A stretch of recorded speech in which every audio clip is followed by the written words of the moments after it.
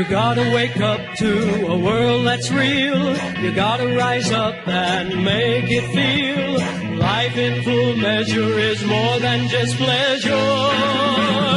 Wake up and live.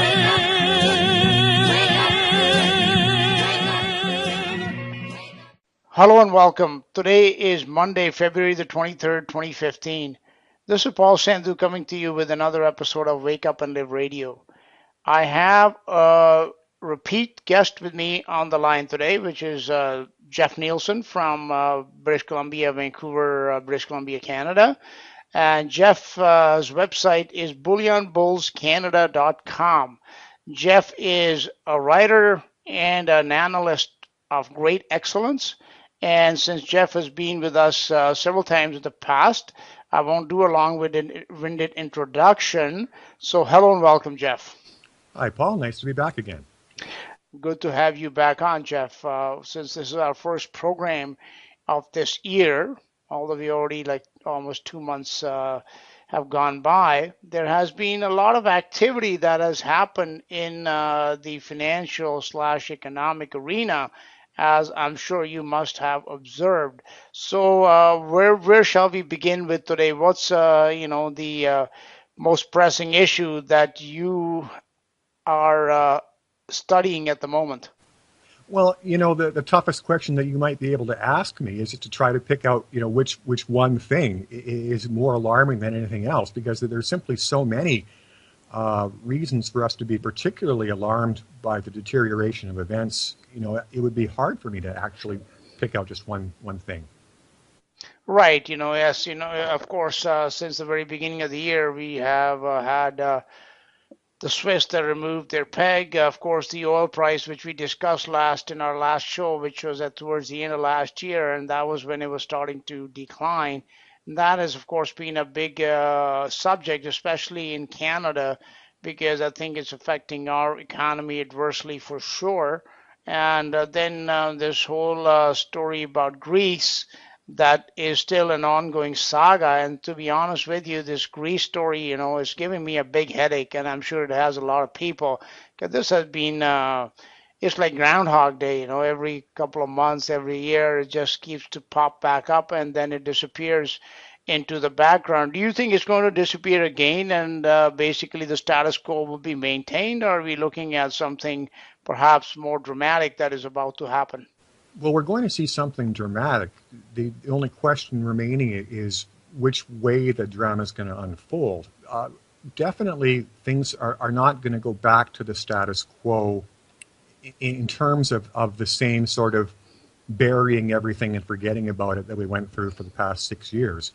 What we have here with the Greek situation is two things that are different. First of all, we have an honest and legitimate government representing Greece and the Greek people, and they've made it very clear they're no longer going to participate in the EU's fake bailouts, where these traitorous bankers pretend to be helping these governments while all they're actually doing is piling even more debt on top of bankrupt economies.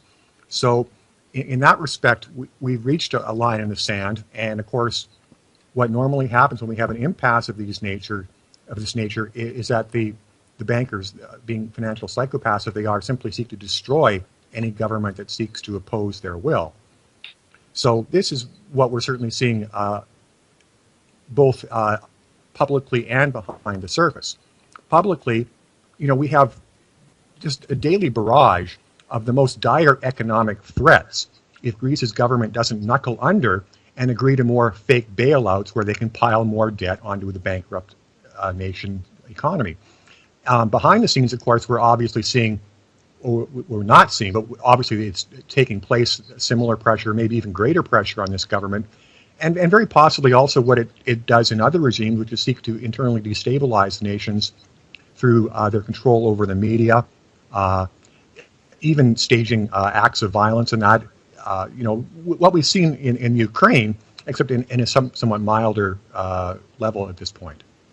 Okay, so Jeff, you were talking about this problem that is going on in Greece, and when you look at it in the big scheme of things, like what I've been reading is that Greece has a debt of about $340 billion. Now, you and I both know that over the last 7, 8 years alone, like through QE, the central banks have pumped in trillions. They have basically created trillions out of thin air. So what's the big deal with creating, say, 340 billion and just dealing with this and not letting it get to be a big issue? So there has to be more to this story than just that $340 billion debt. Can you elaborate on that? I think that the uh, concept that people should focus on that kind of explains this perhaps best of all is the phrase extend and pretend. And, of course, people that have been following the economic situation for a while are probably familiar with that phrase being applied to the U.S. economy and, both corporate debt, municipal debt, and, of course, federal debt. It's a bankrupt nation. It's a bankrupt economy in every sense. But people simply refuse to acknowledge the bankruptcy. They continue to roll over debt at ridiculously manipulated, subdued interest rates, and thus there's the pretension that the whole Ponzi scheme is still sustainable. But in fact, it's just an act of mass denial, not accepting the arithmetic, which is that the U.S. is bankrupt through and through. So this is what we're at now with Greece. Is the extend and pretend has gone on for so long that it's now at a ludicrous extent. Excuse me. By coincidence, I'm just in the midst of writing a new commentary specifically on these insane debt to GDP ratios and how they quote unquote demand debt jubilee. And, it's, we don't even have a word to describe the economic status of our governments now, because the most extreme word we have is bankruptcy. And we have so many regimes that are way, way beyond the economic point of bankruptcy. All we can really do is come up with a new phrase and call it ludicrous bankruptcy.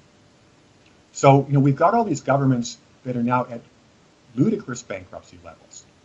And so the extend and pretend game becomes that much more ridiculous. And it's like any sort of Ponzi scheme. They grow larger and larger and larger. And then no matter how much control you have over the media, no matter how much financial control you have over markets, you can't hold the Ponzi schemes together any longer. Yes, you are absolutely right there that yes, this extend and pretend. It is really for a lot of people who have been like myself, who have been following this along for a number of years now. It does get very frustrating because the pretense has gone on a lot longer than most of us would have thought that it would be possible. So I'm just wondering how long this pretense can continue. Do you think it's another before this big, explosion or collapse actually happens? Could it be like, let's say, another 5, 10 years out, or do you anticipate something bigger and more drastic in a shorter time period? Well, of course, the financial psychopaths would like to continue this game on and on, for more and more cycles ad infinitum, but it's simply not possible. And what I'm looking at now over the shorter term is, that as I think I've mentioned already to your own audience, I'm fully expecting the quote-unquote next crash to be a scheduled event for sometime in 2016 to coincide with the next U.S. election cycle. And, that was simply an observation I picked up from Warren Pollock, who and other people who simply observed that the last two manufactured crashes were also scheduled to coincide with the U.S. election cycle, so that the old regime could be blamed for the crash, and the new regime could ride in as a supposed white knight that was going to rescue everyone. And then they just simply reverse roles every 8 years, and the zombie population never notices. So with the next crash apparently scheduled for 2016, my operating premise at this point is that there is no way that these Ponzi schemes can survive even a manufactured event, no matter how carefully it's managed. Things are so ridiculously unsustainable now that once they allow any sort of a sinking, quote-unquote, deflationary effect to take hold, we're just going to see kaboom. They're just things are too extremely out of balance, and we need to look no further than the U.S. economy. You know, Yes, let's talk about the U.S. economy. You recently wrote an article saying that the U.S. economy, something to the effect that the U.S. economy is dead. So, what led you to to that very, I'd say, dramatic conclusion? well, the conclusion may be dramatic, but it's simply the logical extension of more and more overwhelming evidence which continues to point in this direction. Uh, One of the things I focused on was the chart of the U.S. velocity of money. And for readers that don't understand that concept, in a capitalist system, the velocity of money, which means the speed at which money is spent and respent, can be considered to be the heartbeat of an economy. And so what I simply observed is when you look at a chart of the US velocity of money, we see it having descended to a level below any other level in recorded history. So, of course, if you look at this in medical terms and you had a chart of somebody's, a human being's heartbeat, and you saw their heartbeat go lower than it had ever been at any other point in their life, the logical conclusion would be that a person is about to die. Now, more recently, and as you already noted, we've seen the manufactured collapse in oil prices. And of course, the spin-off for that is a plunge in gasoline prices. Now, for the last quarter century, there's been no more tried and true means of stimulating the U.S. economy than to depress gasoline prices. It's been kind of like an automatic shot in the arm for that Ponzi scheme economy. But what do we see today? We see oil prices having been cut in half. We see big oil having passed along nearly the entire drop in oil prices in the form of lower gas prices, something it almost never does. And yet, despite the fact that U.S. gasoline prices have nearly fallen in half from 2014 levels, not only is there no sign of stimulus in the economy, but we've seen a rapid collapse in its retail sector. And of course, this is, as everyone knows, a consumer economy. So, what does it mean when the retail sector of a consumer economy collapses at the same time that economy is getting its strongest form of stimulus? You can only conclude that it's a dead economy. And of course, further reinforcing that, we have the insanity of permanent 0% interest rates. And once again, I used a medical analogy there and pointed out that 0% interest rates are the economic equivalent of a defibrillator. And so what we have effectively are these economic charlatans defibrillating the U.S. economy with these 0% interest rates, jolting this economy again and again and again. And of course, you would never see a doctor act like this. A defibrillator is an emergency last resort measure, and like all last resort measures, if it doesn't work right away, it's never going to work. When we didn't see these zombie economies immediately explode into a surge of economic activity once this regime of zero interest rates began, it was obvious at that point that we would never see any real reaction. And of course, once again, when there's no reaction to extreme stimulus, the obvious conclusion is that we're dealing with dead economies. So what has been done, as I see, is that some illusions have been created. One of them, of course, being the stock market. Now, how can the stock market be at all times highs when you are telling us that the retail numbers have been brutal and all the energy companies are bleeding cash? It's they are not making anywhere near the kind of profits they were, if they are making profits at this time. So the manufacturing is in the toilet. And then, of course, they had the port problems on the West Coast. So a lot of those goods were not even making it into the U.S. So given all those things, like, how is it possible that the stock markets are at all-time high and everybody is kept focused on that number while all these other indicators are hidden from view? Well, the best way to answer your question is with another question. And that question would be, how is it that U.S. stock prices and U.S. bond prices are both at all-time highs simultaneously? Because anyone who has the slightest understanding of markets knows that these two asset classes are counter-cyclical. When one reaches a peak, the other must reach a trough. So if one is at an all-time high, we would suspect the other would be at some trough and perhaps even an all-time low. So, of course, seeing U.S. stock prices and U.S. bond prices, U.S. Treasury prices, both at all-time highs simultaneously is mathematically and economically impossible in any sort of faintly legitimate system. So when we see something that is economically impossible and continuing month after month, year after year, then we get an answer to your original question. How are these prices at their ridiculous highs? Total and absolute manipulation. And of course, there I simply refer back to what I've already mentioned to your audience in previous interviews, which is that the one bank has what I call a master algorithm, which it uses to manipulate all markets. This so-called high-frequency trading, quote unquote. It is a very simple process when you control the media and are allowed to use these manipulative trading algorithms, and when you have access to literally countless trillions in capital to use for manipulation, that you can totally control all prices in all markets. And of course, it's only when you can control all prices in all markets that you can have two markets that are supposed to be at opposite levels simultaneously at all-time highs.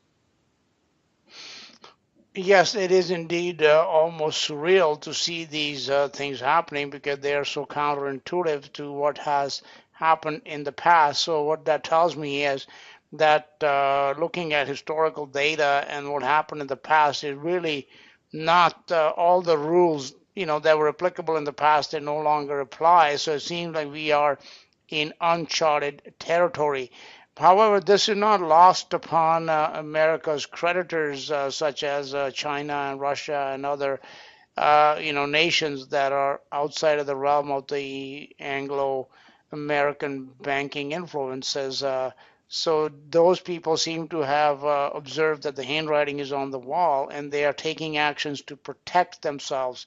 Is that a story that you've also been following? If you're referring to the reduction in their holdings of U.S. debt, Not only that, also like they are bypassing the use of the dollar in their trade settlements. They're setting up, Russia has set up this an alternate to the SWIFT system that is used by Western bankers, and it is the Western powers, and it has been used to sanction and punish nations at will. So, a lot of activity is going on that suggests that those other, Eastern economies, anyhow, they are aware that this gig is up and they are taking steps to protect themselves. oh, most definitely, and certainly we see it in many areas. We see Russia also looking to create its own trading bloc, quote unquote. And Right. at the political level, we see Russia and China initiating their own security pact, which of course is deliberately designed to exclude the fascist nations of the West. But what we're seeing, of course, is we're seeing these other nations behaving more like chess players rather than the psychopaths who run our own governments.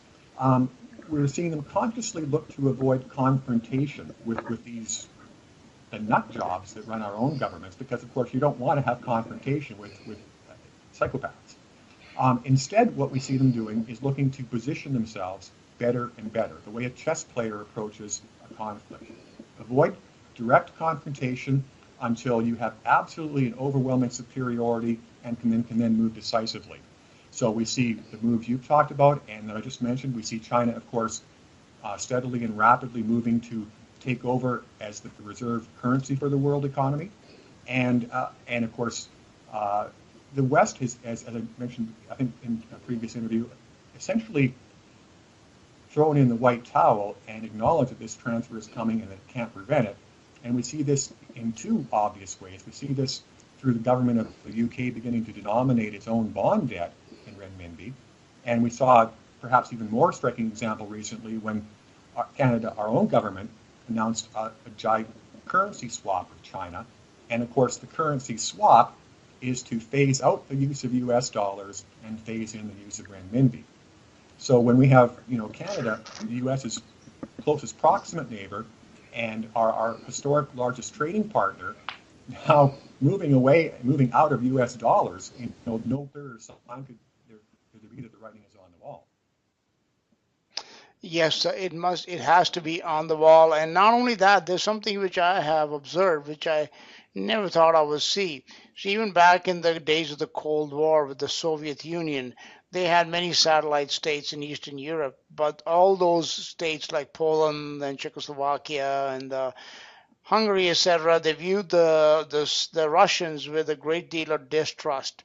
But what has lately developed is that even countries in Western sphere of influence like Germany and France, they seem to be voluntarily leaning towards East and aligning themselves with Russia voluntarily, not by force, as a lot of those other Eastern European countries had to in days gone by.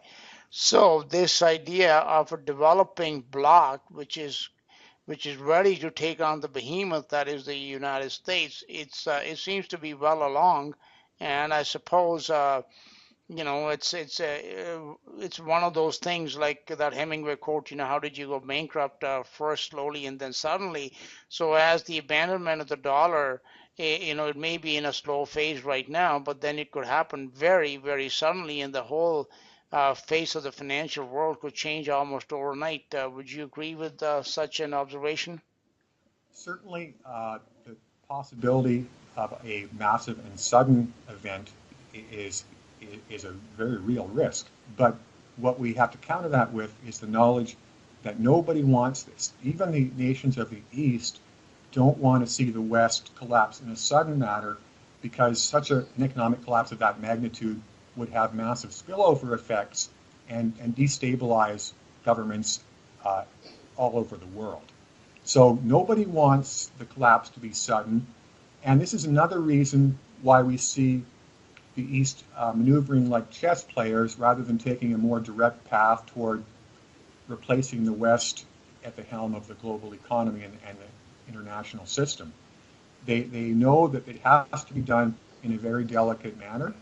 And for instance, I've mentioned, I think also in previous shows, that while China wants to back its renminbi with gold, we can see that because it's accumulating massive gold reserves. And while we know it also wants to take over as reserve currency, it has to do these two things in a very specific order. It has to take over as reserve currency first before it could ever officially back the renminbi with gold, because if it did it in the opposite order and it backed the renminbi with gold first, and then we had the transfer from US dollar to gold-backed renminbi, we would see a stampede of unparalleled magnitude, because the difference between the unbacked paper currency of a bankrupt government and the gold-backed currency of the world's strongest economic power would be so obvious that people would stampede in a manner that would just be totally uncontrollable and destructive. So China has to have control of the reserve currency first before it can officially back the currency with gold. And that's just one example of how things have to be done in a very careful manner, or we will definitely have total implosion and total economic chaos. Yes, I agree. I understand what you're saying, Jeff. However, by their very nature, collapse are not always manageable and controllable. So there is going to come a point in time, I'm sure, it's like a building, which is starting to tilt over, and like the Leaning Tower of Pisa, like you can do so much to keep it standing upright, but if it leans past a certain angle, there's nothing that can be done to avoid it. So I think this is not going to be necessarily an orderly uh, transfer or an orderly changing of the guard. At some point in time, I think it is going to get very messy. What do you think? That's certainly where I would be putting my money if I was going to be betting on things. But the paradox here is that as we see things becoming radically more unstable and at an exponentially more rapid rate, we're seeing this precipitate serious response from the rest of the international community. And of course, it's the things we've talked about just over the last few minutes, and a general attitude of cooperation is finally taking hold. What happened when the West launched its economic terrorism at Russia and sought to destroy the ruble, tried to force Russia to sell its gold and just to destroy its economy? We saw China publicly step up and say it would not allow Russia's economy to fail, and it would do whatever was necessary to backstop that economy. Now we've got the Greek situation. We have, Greek supposedly isolated, being alone in its position against all of the fascist regimes of Europe trying to impose these more fake bailouts on it and bury it in more debt. Well, what do we see? We see Russia step forward and say, we'll provide financing if you can't get a deal done with the West. They won't. China wouldn't allow Russia to be isolated by these terrorists. Russia wouldn't allow Greece to be isolated. So as we see the situation become more and more dire, we're also seeing signs of international unity amongst the non-corrupt, less corrupt nations of the world. And when we cooperate as a species, what we can accomplish can often be astounding. So, while I'm quite fatalistic in most of my writing, I do want to offer that ray of hope that there is signs of cooperation and coming together of nations. How what they say? I agree. Like your analysis is quite reasonable. But then again, by their very nature, psychopaths are not reasonable. So a cornered rat is a dangerous animal, and I'm just wondering, when in its death throes, this behemoth, the kind of which we have never witnessed in history, which is the U.S. empire, I don't see how it's going to fade away quietly into the night. But let's hope that cooler heads will prevail as this thing implodes. But again, the signs are not so hopeful because even now, like our own government here in Canada, following the lead of the U.S., they're eager to go and to put fuel on the fire on this conflagration in Ukraine, for example, to supply them with with more and powerful destructive machinery, as if enough destruction has already not been wreaked on that country. So, those are the signs that I observe, and I say, then you have this war against ISIS, you have war in Syria, we have problems with Israel, and everywhere we look, there seems to be more tension and more conflict than ever before. So, it's, yes, on the one hand, there are powers that are working to keep things in control, but then on the other side, there is an equal and perhaps a greater opposing force. What they will do in the long run is anybody's guess. Well, if we look at the Rothschilds crime syndicate that rules over us, what I've called it the one bank, yes, obviously it's a clan of psychopaths, and we know what that implies in terms of behavior, compulsive behavior, reckless behavior. But at the same time, not just reckless behavior, war behavior, let's say, because they have, basically their main occupation, or one of their primary occupations has been warfare, which they have been very actively financing and being involved in all throughout their history, going back to the 18th century. So, why should we expect any change, Jeff?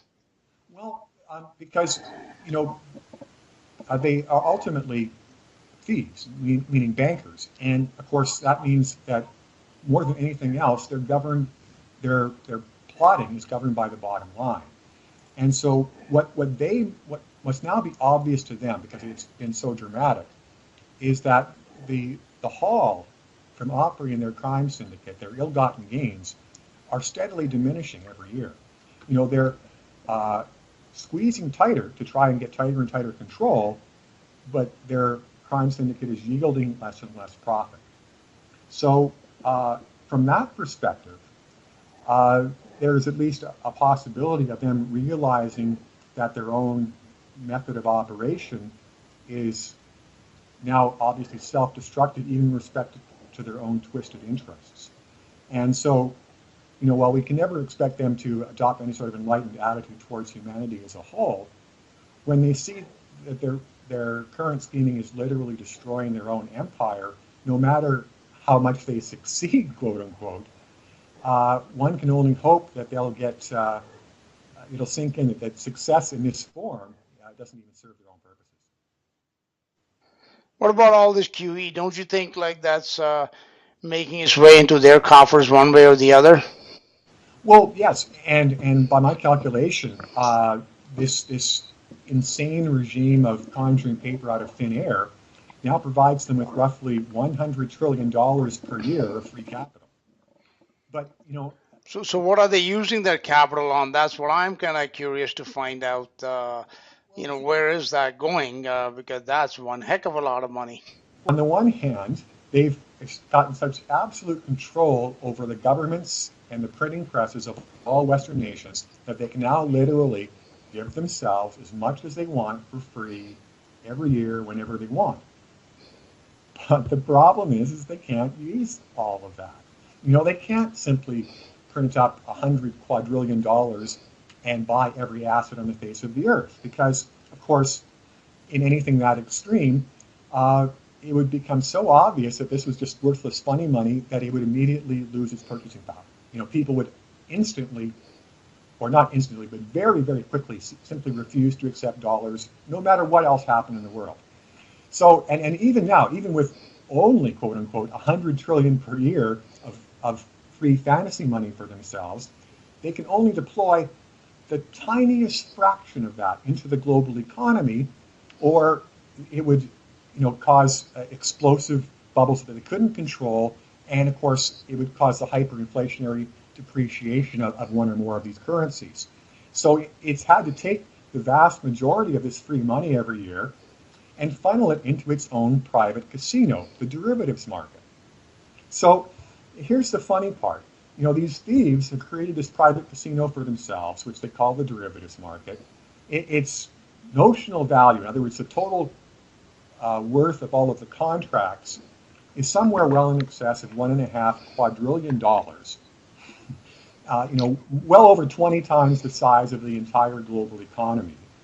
And they own all of this wealth, quote unquote, but they can't do anything with it. It's all fantasy wealth. It's conjured out of worthless paper, sequestered into a rigged casino, which has to be sequestered from the whole global economy, or this outflow of capital would just cause everything to explode.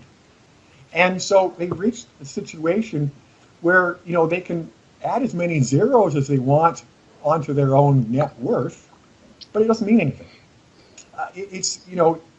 They've diluted the money to such a point that it's well past worthless. I wrote a commentary a couple of years ago entitled "When Prices Have No Meaning," and of course, one of the reasons that we can see these fantasy prices in markets, where we have U.S. bond prices and U.S. stock prices both at all-time highs, despite the fact that that's economically impossible, is because we're dealing with worthless currencies, and of course, in worthless currencies, prices have no meaning. If our currency was grains of sand, would it matter whether the Dow was priced at 18,000 in sand units or 2,000? No, because it's worthless. No, that's true. That's a good point. That it wouldn't really matter if it was how it was priced. Regrettably, for the common man, we still have to look at the prices of goods and everything else, especially the things that we need. Need being the operative word here, like food, energy, etc. That part where we keep hearing about deflation, do you really think that there is a threat of deflation, or are we looking more towards an inflationary collapse?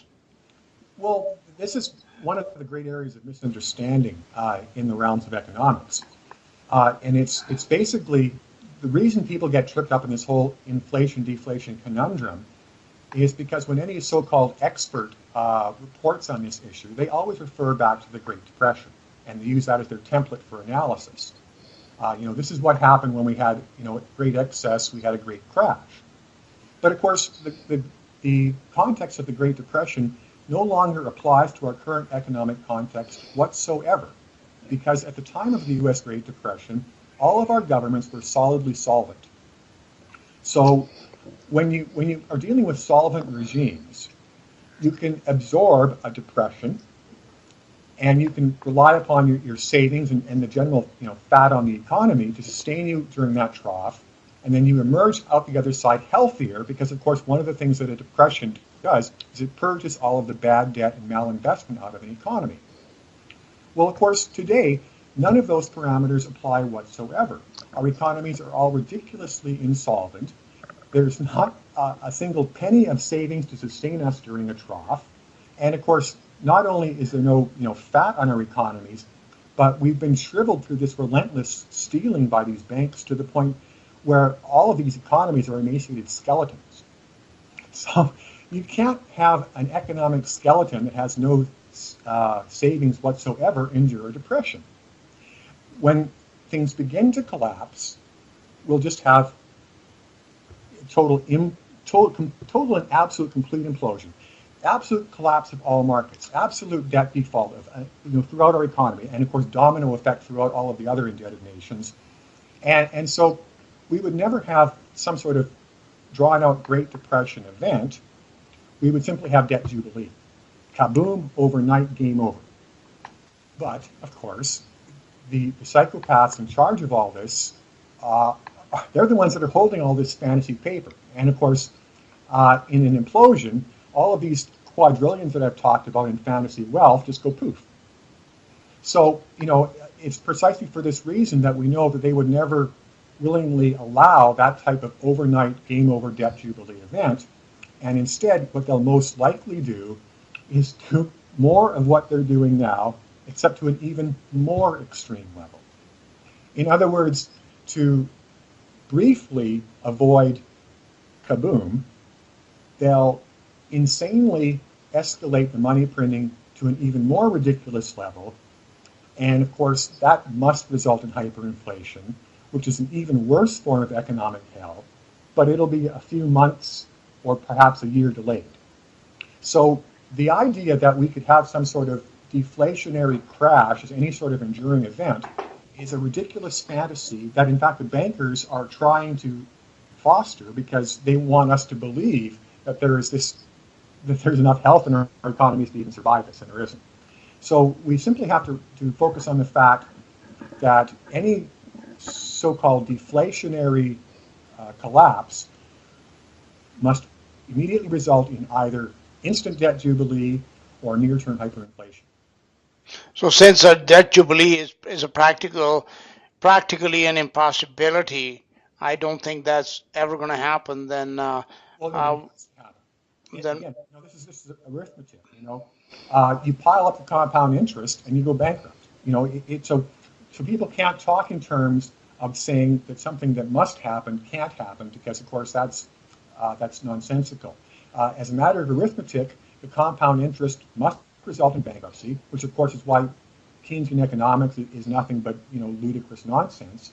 And since we know that bankruptcy is an event which must occur, and it must occur in a finite time frame, there must be debt jubilee. So the only question, will debt jubilee be tomorrow? So okay, I understand what you're saying. I mean, it wouldn't be something that the banksters would voluntarily offer. No, but of course they haven't voluntarily. I mean, they didn't really voluntarily accept China taking over as reserve currency. What happened is, as China maneuvered itself into a better and better position to make this move, they suddenly realized that they'd been outmaneuvered and that it was unavoidable. And so now they've conceded to that change, no matter how much they hate the fact that they will no longer be in control of the reserve currency. So, we could easily see a similar situation regarding a debt. But they are trying to be in control. At least all these debt swap facilities and London offering to yuan bonds, and as in Zurich. So I mean, in Frankfurt, in Paris. So all the Western bankers are certainly lining themselves up, and knowing their sneaky records, I think it's only a matter of time before they may actually come back and be in control of that reserve currency as well. Well, they've had a lot of practice at it, Jeff, for many centuries. Of course, that debate, I think, ultimately centers on a fairly narrow issue. The issue being, is China's own central bank a representative of China's government, or is it a representative of the West? If they already have effective control of China's printing press, then they have effective control of China's economy. And of course, for that, we need merely refer back to the mantra of the Rothschilds' patriarch: give me control of a nation's money supply, and I care not who makes the laws. Right. So if it does in fact have control of China's printing press, then the future that you talk or hold out is a very high probability.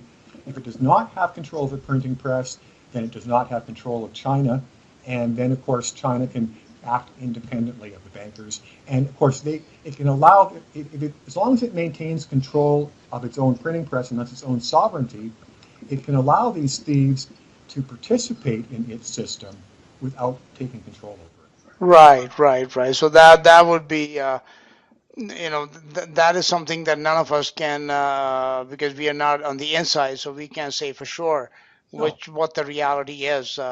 But let's see. I mean, some sort of actual competition in this realm would be a welcome event for the average people, in my opinion.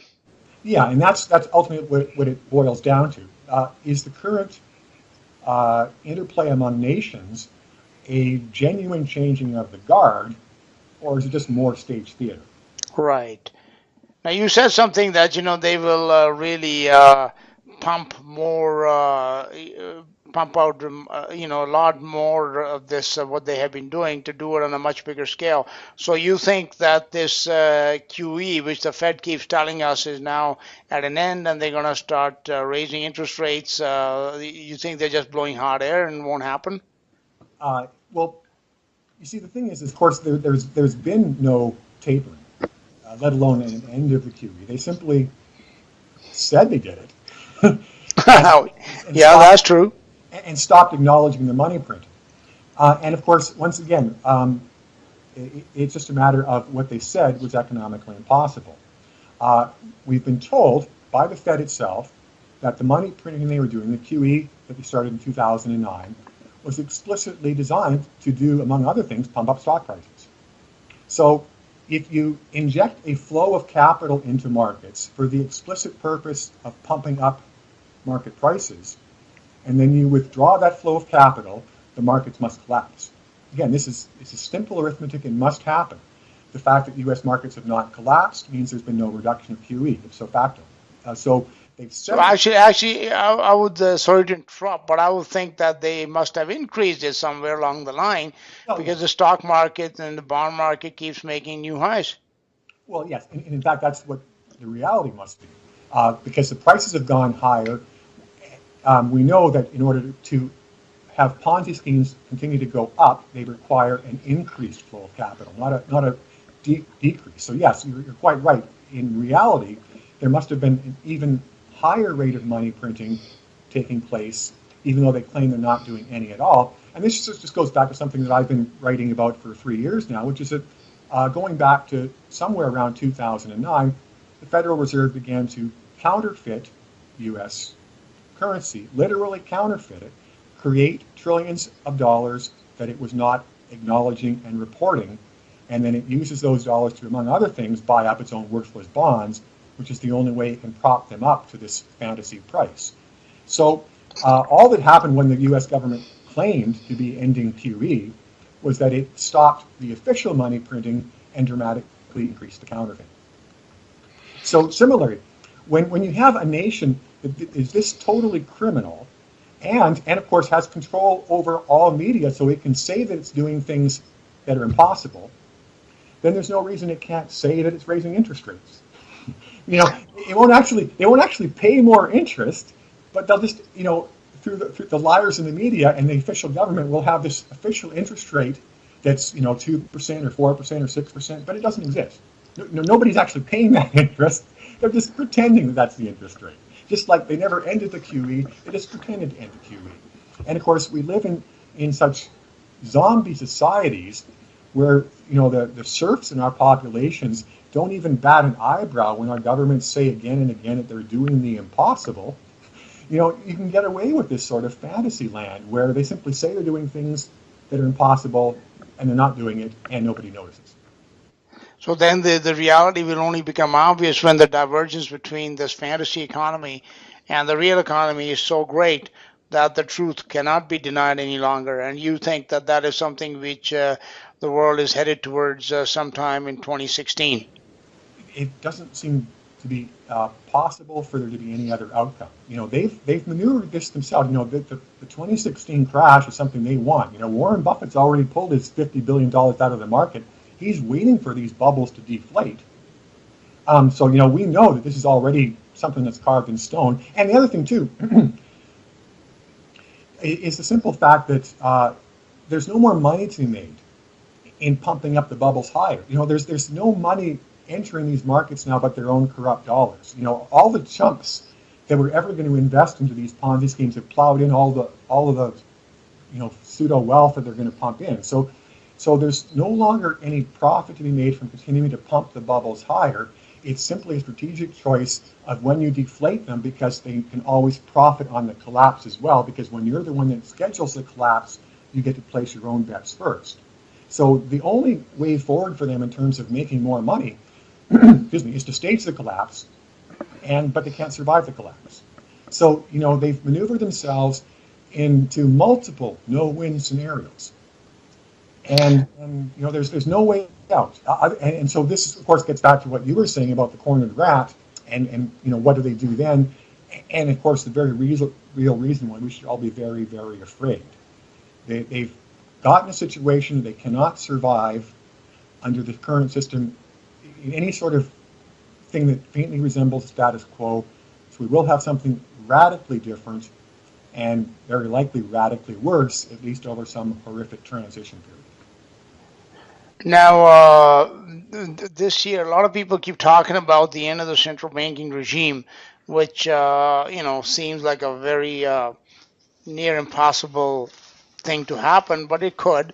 But these central banks, what they have been doing in the recent last few years, I don't know if this is in their mandate, for example, to go out and buy all stocks. Like, they have openly acknowledged that, they're buying the Dow index and all that. Even Japan, the Japanese central bank has acknowledged that as well. And then, of course, they're buying bonds. So is this something that was in their mandate, that they were supposed to do this? Or is it something that's a recent, something new that's been happening in the recent past? Well, of course, when we have these fraud factories talk about their mandate, quote unquote, every one of them is totally perverted what that original mandate was. Because, with all central banks, they have a very simple mandate: manage the money supply, preserve the value of the currency. And so anything beyond that is usurping additional authority that they were never entrusted with in the first place. Now, and of course, getting further into the dynamics, what people have to understand is that these central banks are superior authorities within all of our governments. They have been created above the law.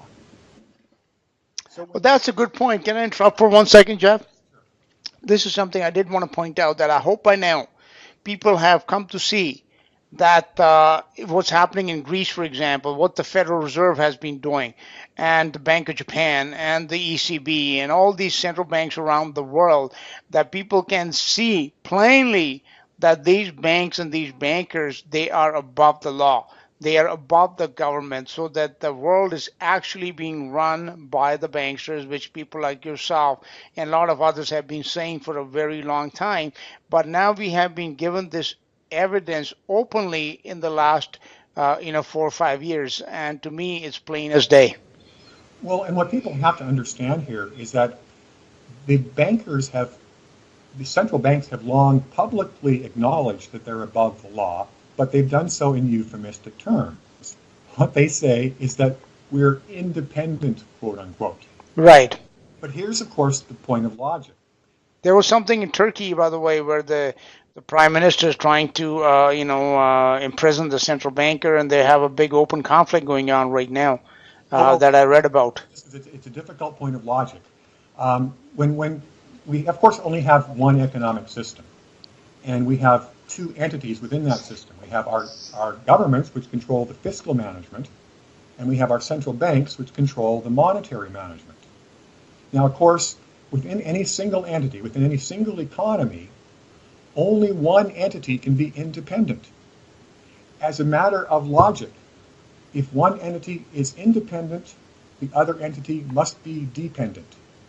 Because you can't have independent of each other in the same economy. Right. The central banks declare that they are independent, quote unquote. That is a declaration by them that they are the supreme legal authorities in all of our nations. This is something they've been telling us for decades, that they are independent, and that's what independent means. So here's, of course, the point. It's these independent central banks that have hijacked our governments and are imposing this monetary and fiscal insanity against the wishes and against the sense of any people in our governments that are still legitimate. And, of course, we're heading towards this inevitable debt jubilee event, which these central banks are front and center doing everything possible to oppose. So, of course, we've already discussed the fact that debt jubilee must occur. There's no possible way that any other outcome can happen. And the central banks... I think it starts with Greece. And it would start with Greece. And the central banks are adamantly opposed to debt jubilee. So it's hard to see how debt jubilee does not result in the central banks being destroyed. Because, of course, to the bitter end, they will oppose debt jubilee. And so at the bitter end, they will be seen for what they are. Tyrants above the law trying to prevent not only what is economically necessary, but is our only economic salvation. And so when people finally see these tyrants desperately, obstinately preventing our economic salvation, then I think we'll finally see them all put to death. Well, I've been reading now, like as Jim Willie said last week when I was talking to him, that in Switzerland, this is unconfirmed, but they are now not allowing large withdrawals, like, withdrawals of clients that have money in the millions because of, what happened with the Swiss peg and everything. A lot of their clients lost a lot of money, and they're not allowing these withdrawals. And a lot of these banks, especially in Europe, they are in a very, very precarious condition in Switzerland, in France, in Germany, and in England. So you're right, these dominoes, once they do start falling, it won't be limited to one bank only. It'll spread through the system like contagion very quickly. Yeah, just like all of these banks grew as a disease, they'll die off in the same manner. We'll cure the disease. Well, I for one would not be performing any CPR on them. Jeff, to confirm what you wrote, your article, by the way, the U.S. economy is dead. I read that on Zero Hedge, and I would recommend people read it because it's a very well written and very, simple to understand. And the data that you use to come to that conclusion is also undeniable. But here's a major story that I'm looking at, and it says 1/3 of America on the 1/3. Okay, 1/3 of America on the brink of financial disaster. 37% of Americans have credit card debt that equals or is greater than their emergency savings, according to a new survey, leaving them teetering on the edge of financial disaster. But according to Mr. Obama, in his State of the Union speech, the shadow of the crisis has passed. It doesn't look like to me that the shadow of this crisis has passed. It actually seems to have grown much darker. No, and what you've defined is yet again another indication that we're near a termination point. I was hearing somewhere again that there was another report that personal debt amongst Canadians has once again soared to a new higher peak. And of course, we're not seeing similar growth in debt levels in the U.S. So, a passive observer might think to themselves, oh, well, gee, Canada's economic situation is deteriorating even more rapidly than the U.S. But of course, that fails to acknowledge what we've been talking about all along, and that's all these Ponzi schemes reach a point of ending, where simply it's, as a matter of arithmetic, it's impossible for things to progress. So what we see with rising debt levels in Canada not being accompanied by rising debt levels amongst Americans, as individuals, is not that the situation is less dire in the U.S., but that for the American population, their credit is maxed out. They would go further into debt if they could, but they can't. And of course, this is another reason we haven't seen the slightest sign of stimulus from the dramatic drop in gasoline prices. This consumer debt-based economy should, of course, be much more vibrant and borrowing lots more because their cash flow situation is better with the lower gasoline payments. But they're so maxed out on their credit that they're not even able to go into debt further. So all that the drop in gasoline prices has actually meant in the U.S. economy is that basically the bankrupt U.S. population is just taking on new debt at a slower rate. So, we see debt rising in Canada and not rising in the U.S., and it's not as simple of the U.S. being healthier in Canada, but being much, much sicker. Yes, yes, yes. And even in Canada, like there's just our banks who are just as guilty as banks anywhere out there. They just keep it making it still easy money is still out there, and that's one of the reasons why our debt levels keep rising because people are absolutely in dire need as well, where they need those lines of credit to go up to keep making all the payments on the previous debt that they have taken on, and therefore our interest rates were recently dropped again. So it's the Ponzi scheme, the bankers here, they're certainly very active in keeping it alive. And yes, you're right. The Canadian debt levels are probably, from what I understand, family debt is at the highest level anywhere in the world. So I guess we'll have a day of reckoning, unless, of course, the Chinese come to the rescue. Well, and of course, I can't fail to comment on something you mentioned about how our banks are now no better than any others, because, of course, as little as 6 years ago, that was not the case.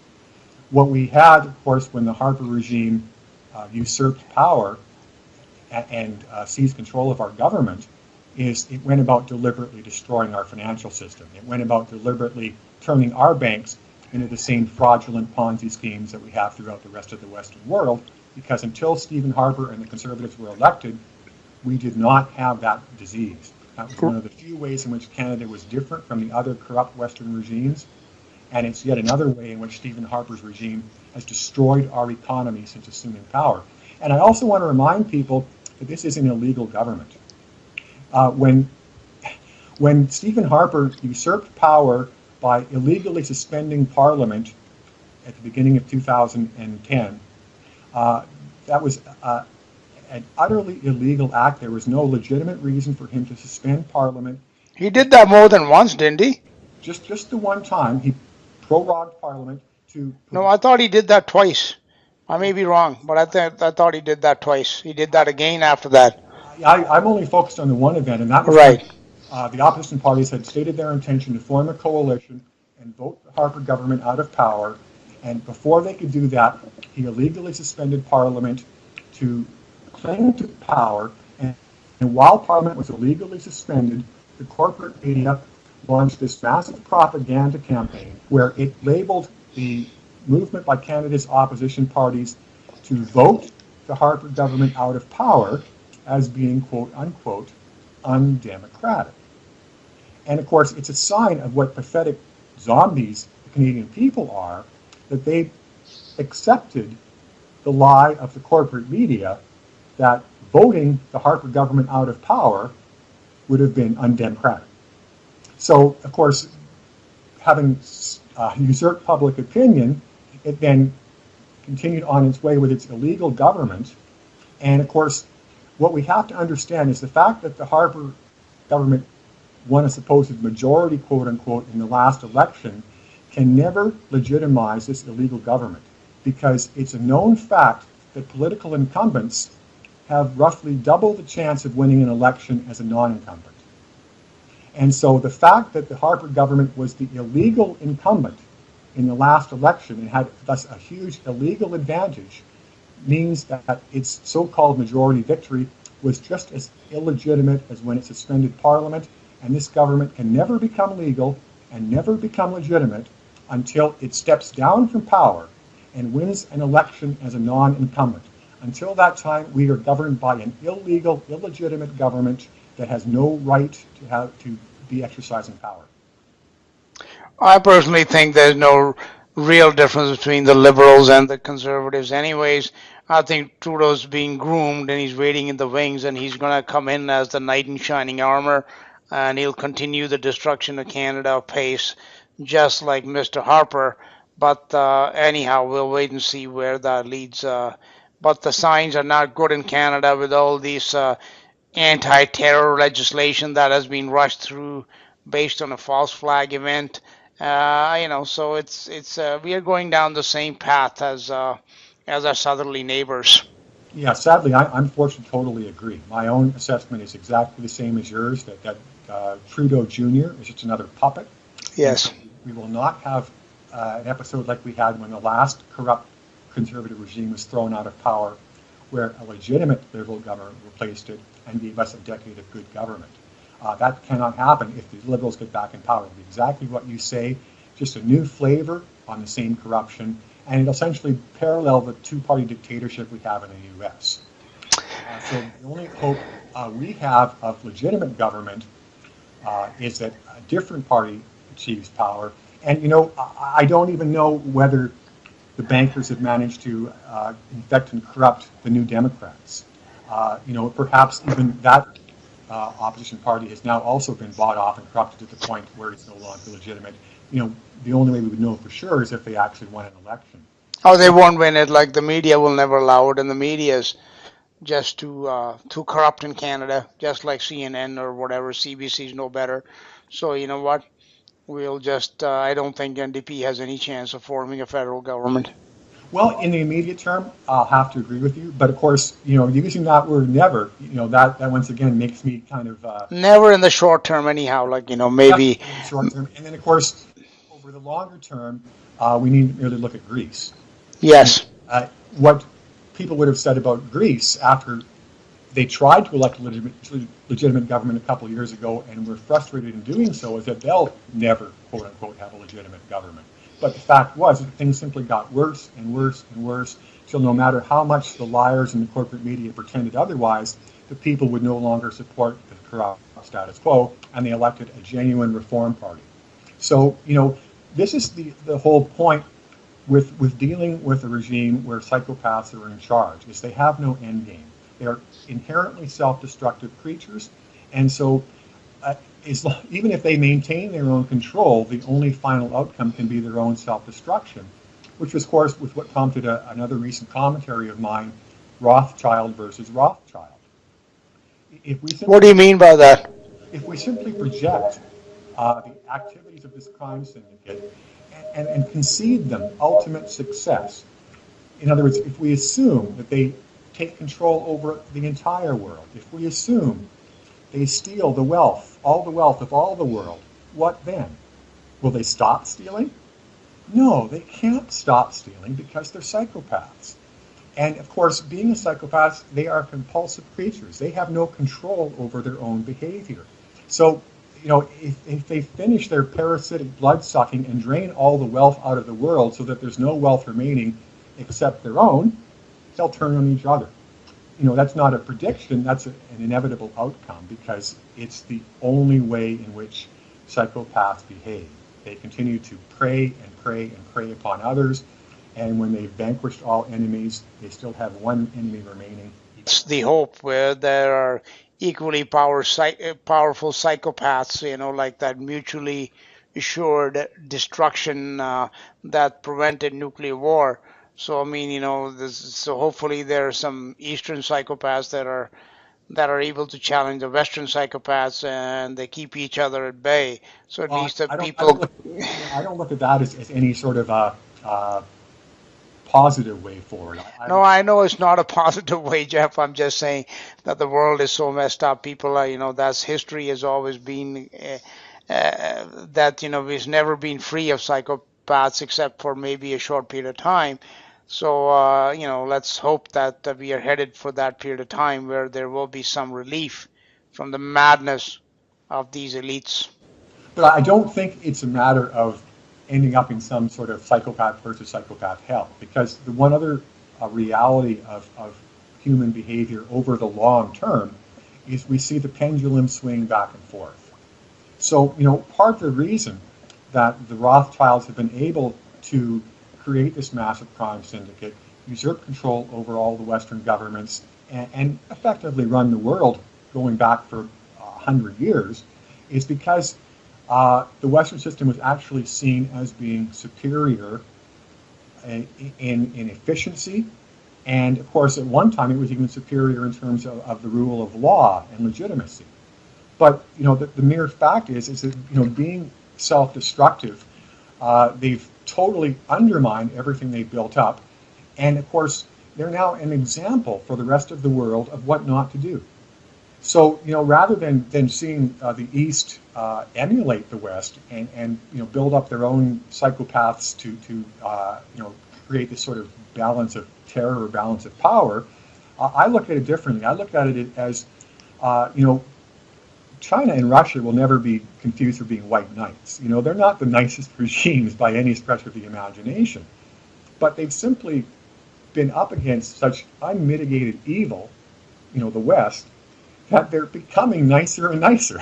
They've simply seen that the enlightened approach of cooperation and seeking to help one's neighbors is the only path forward, because they see the self-destruction of the psychopaths. So, the Rothschilds provided such a horrific example of what not to do that I don't think we're going to see the rest of the world copy that.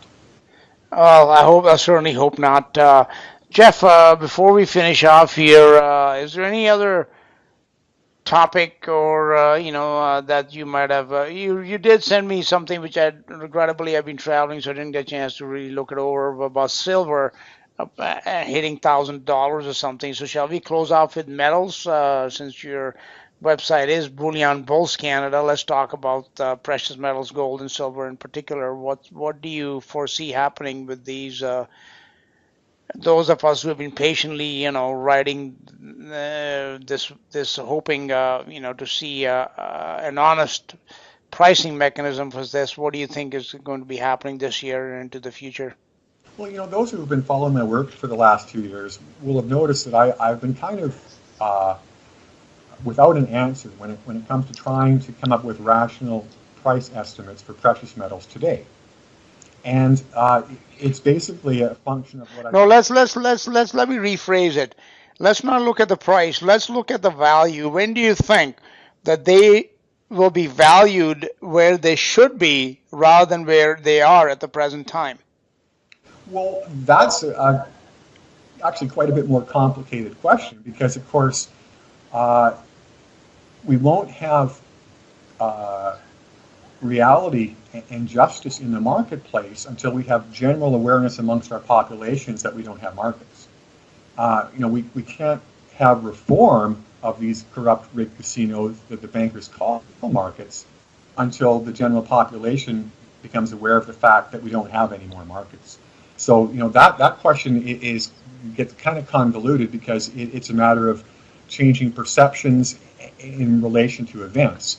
So, for me, I preferred with that commentary to look at things in much more simple terms and just look at how do we start repricing the world? How do we go from this insane paradigm where you have impossible prices in various markets and simply ridiculous prices in other markets, and get back to a world of rational prices where various assets are priced rationally in relation to each other? And so here I was helped by another analyst, Rob Kirby, and I was listening to his interview for Sprott Money News, and he was asked, how do we engage in the relative pricing of assets, given that manipulation has skewed these prices so severely that there's no longer any connection with reality? And what he suggested as a starting point is to look at the average wage. And so he pointed out that historically, down through the centuries, the average wage has been somewhere in the neighborhood of 40 to 60 ounces of silver per year per person. And then he said, well, if we look at an average wage today in our world of fraudulent paper currencies, what does that mean? And he suggested somewhere in the neighborhood of $50,000. So of course, if we take an average wage that yields an income of 50 ounces of silver per year, and we look at an average wage of $50,000 per year, then that equates to a price for silver today of $1,000 an ounce. And of course, once we come up with a rational price for money, for real money, the money that actually has value, then we can start to price everything else based in relation to that. So, of course, we can immediately price gold because we know that gold should be priced at a ratio of 15 to 1 in relation to silver. So if silver should be $1,000 an ounce today, gold should be $15,000 an ounce. And then we can just go asset class by asset class and begin to reprice the world in a rational manner in relation to real money. So, kudos to Mr. Kirby, for coming up with that methodology, because it certainly, for me, was a bit of a revelation in terms of being able to come up with some rational numbers today. Yes, that's actually a very good analogy, and I think that is the way we have to look at it. Yes, and patience is required because I think it is going to get there. How long, no one can really predict, but a lot of big analysts like Kirby himself and others have been saying that 2015 is going to be a very watershed year, and if it is, then this process could be sooner rather than later. Well, indeed, at the beginning of the year, I wrote a commentary, 2015, the year of default, referring to, of course, bullion default. So, that's, of course, after something like that, we would see. What do you mean by bullion default? Some sort of default-like event, either an official inventory default in the fraudulent bullion markets that these bankers operate, right, or a decoupling event, where we have essentially a real market for precious metals begin to form, perhaps unofficially, that's completely independent of the official fraudulent bullion markets. So, for instance, we started to see that occur in India when the one bank imposed its gold embargo on that nation. Right. Smuggling exploded in a radical manner, and when smuggling explodes, that results in a black market, and of course, black market has its own price.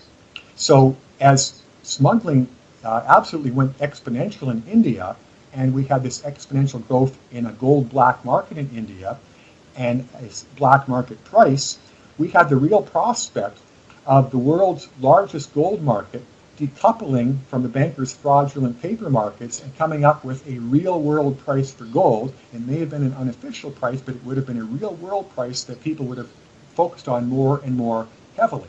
And I think that's a large reason why the one bank capitulated on its gold embargo and allowed India to resume normal gold imports, was because it was terrified of causing that decoupling itself through its draconian measures. Right. On that note, Jeff, could you please go ahead and share with listeners your contact information, your website, etc., and how they can get a hold of you if they want to? Sure. The site, once again, is bullionbullscanada.com, and anybody who wants to reach me personally can just look to the bottom of the page where we have contact information available. And I'm happy to respond to inquiries and letters, so feel free to get a hold of me if you have concerns. I don't want to scare people and then not be accessible to address those concerns. And then, as people may also know, my work is regularly seen at some other fine sites like SGT Report and Sprott Money News. And as you now mentioned, some of my commentaries are also now appearing at Zero Hedge as well. So, there are some places you can see me outside of my own site as well. Well, Jeff, thank you. It's always a pleasure to have you on and to discuss these matters, which are of pressing concern to all of us. But sometimes we need, regularly we need people like yourself to come and, take away the illusion and to show us the reality behind the headlines. So I thank you for taking the time to appear here. Anytime, Paul. It's my pleasure to participate in you.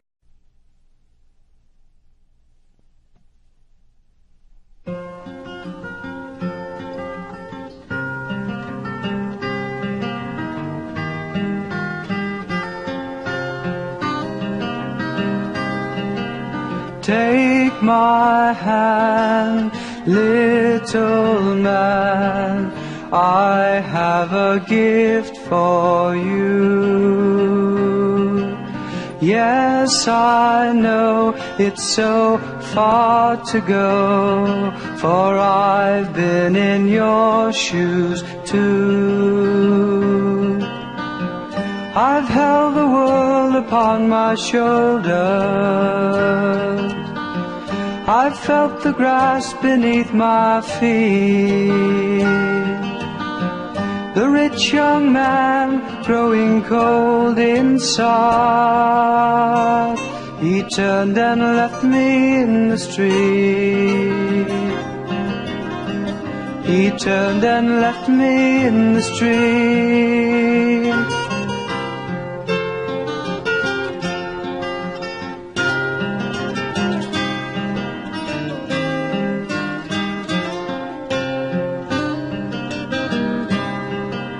Take my hand and we'll cross this land. I have some bread for you. 'Twill make you smile, we can laugh a while. Just think what's in store for you.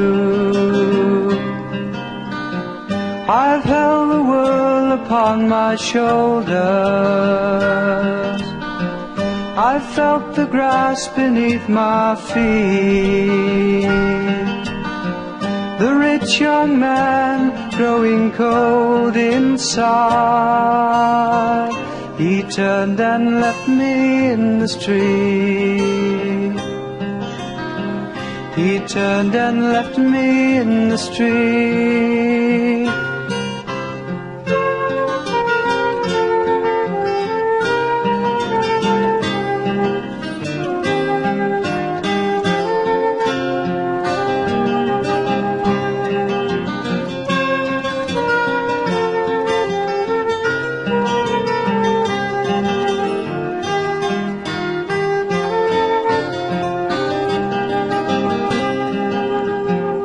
I've held the world upon my shoulders.